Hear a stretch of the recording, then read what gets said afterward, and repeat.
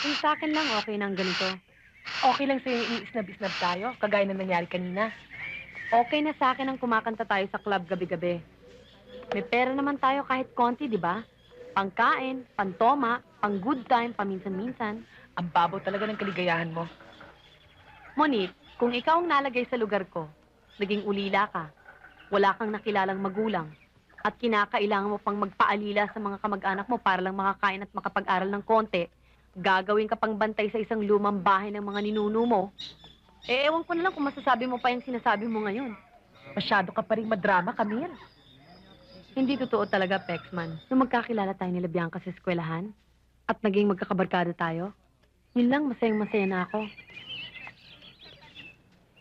Ang pinag-uusapan natin dito ay career. Kung anong gagawin natin sa buhay. Isipin mo na lang, sa gaganda't gagaling natin ito. Sayang naman kung lumubog at lumitaw tayo sa mundong ito na walang nakakakilala sa atin. Ikaw, Monique, ano ba talagang kaligayahan? Na mapatunayan sa parents ko na pwede akong tumayo mag-isa. Bakit? Ilay ka ba? Nagpapatawa ka, Camille, ha? Thank you. Hindi kasi, china-challenge nila ako eh.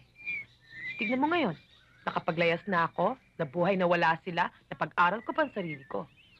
Galing! Nakakainis ka na talaga. ha? Teka. Seryoso ako. Eh kung mag-analyze tayo ng konti, Mag-analyze? tingnan nyo ha, lakad tayo ng lakad. Apply tayo ng apply sa mga recording companies. Eh bahagya lang naman tayong pansinin. Eh, ganyan talaga eh. Kailangan magtiis muna tayo, wala pa tayong pangalan eh. Yun nga ang ibig kong sabihin. Kundi man lahat, karamihan sa mga recording artists ay nagkapangalan muna bago sila naging recording stars. Si Rico J, si Kuledesma, Shasha Padilla. Which means, kailangan magkapangalan muna tayo bago tayo pansinin ng mga recording companies. Television. Ladies and gentlemen, the Friends! Nakakahiya.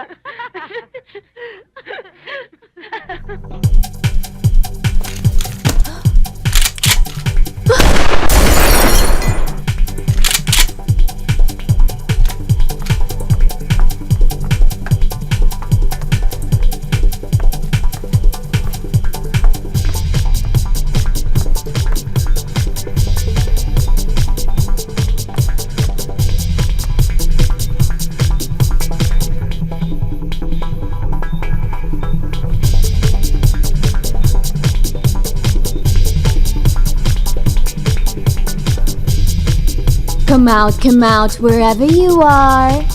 Bata pa lang tayo, minanipulate mo na ako. Ang totoo, ikaw yung inggit.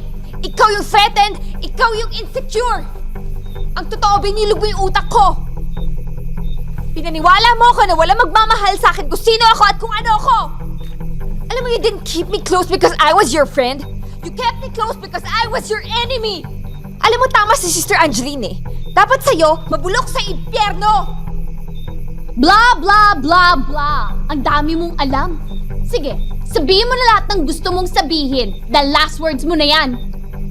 Dahil sisiguraduhin ko, hindi ka na makakalabas dito ng buhay. Loser! Ah!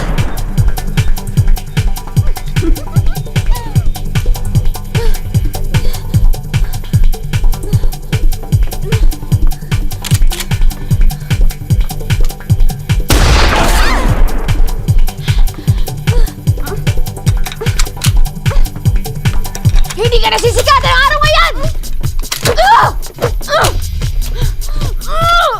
Kung hindi kita papapatay ngayong araw na to, alam mo kung ano papatay sa'yo, ha? Insecurity! Inggit! Yung arrogant nerd! Ba't naman ako maiinggit sa'yo? Wala naman meron ka na wala ako.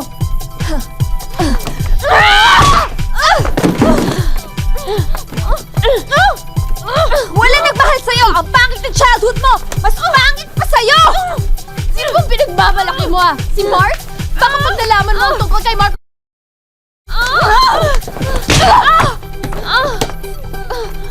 You want the truth, but you can't handle the truth!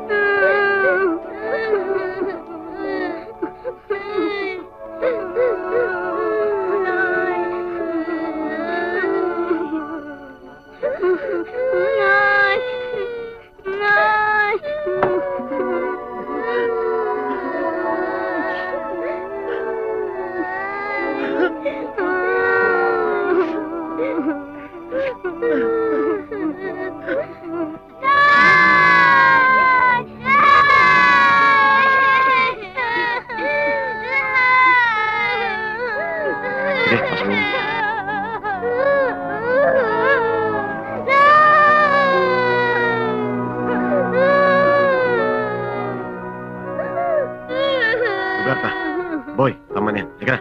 Ayoko! Hindi dahil sa'yo! Buhay pa sana ang nanay ko!